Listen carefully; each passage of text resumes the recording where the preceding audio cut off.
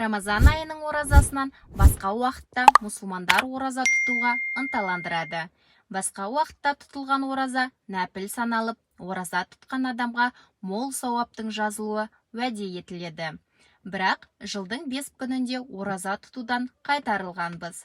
Олар ораза айт күні, құрбан айт күні және ташрик күндері, яғни Зулхижжа айының 11-і, 12-сі және 13-ші күндері. Жыл бойы шариғатымыз мына күндерде ораза тұтуға кеңес береді. Аптаның дүйсенбі және бейсенбі күндері. Айша анамыз, Алла елшісі, оған Алланың салауаты мен сәлемі болсын, әдетте дүйсенбі және бейсенбі күндері ораза тұтатын еді, деген. Бір хадисте пайғамбарымыз, оған Алланың салауаты мен сәлемі болсын, әлбетте пенделердің амалдары дүйсенбі және бейсенбі күндері ұсынылады. Мен амалым ұсынылған кезде ораза болғанымды ұнатамын, деген. Арапа күні, яғни Зулхижжа айының 9-ы, Абу Қатада риуаят еткен хадисте Алла елшісі, оған Алланың салауаты мен сәлемі болсын, Арапа күні тұтқан оразаның одан алдыңғы жылдың және кейінгі жылдың кафараты төлемі болады, деп үміт етемін, деген. Жарық күндері, яғни әр айдың 13-і, 14-і және 15-ші күндері, Алла елшісі, оған Алланың салауаты мен сәлемі болсын, әдетте сапарда жүргенде де, үйде болғанда да жарық күндері ораза тұтатын еді. Рамазан айының артынша келетін Шәуәл айының да өзіне тән артықшылықтары бар. Пайғамбарымыз кімде-кім Рамазанды оразамен өткізіп, бұдан кейінгі Шәуәл айында 6 күн ораза тұтса, жыл бойы ораза тұтқанмен бірдей, дейді. Бұл ораза сауабының бір жылға пара-пар келуін бұлайша түсінуге болады.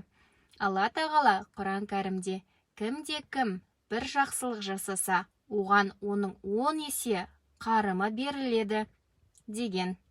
Ғалымдар Шәуәл айындағы 6 күн оразаның бір жылдық сауабын осы аятпен байланыстырады. Сонымен қатар Шәуәл айындағы оразаға қатысты мына мәселелерде білген дұрыс. Шәуәл айының оразасын нәпіл ораза болып табылады, яғни мұны ұстау, ұстамау әркімнің өз еркінде, оны ұстау ешкімге міндеттелмеген. Шәуәл айының нәпіл оразасы Шәуәл айында ғана ұсталады, әрі оны ораза айт күнінен өткізіп, кейінгі күндері бастаған дұрыс. Бұл оразаны Шәуәл айының басында, ортасында немесе аяғында үздіксіз яки күнара тұтуға болады. Бірақ айттың артынша кезекпен дереу бәрін ұстаған абзал.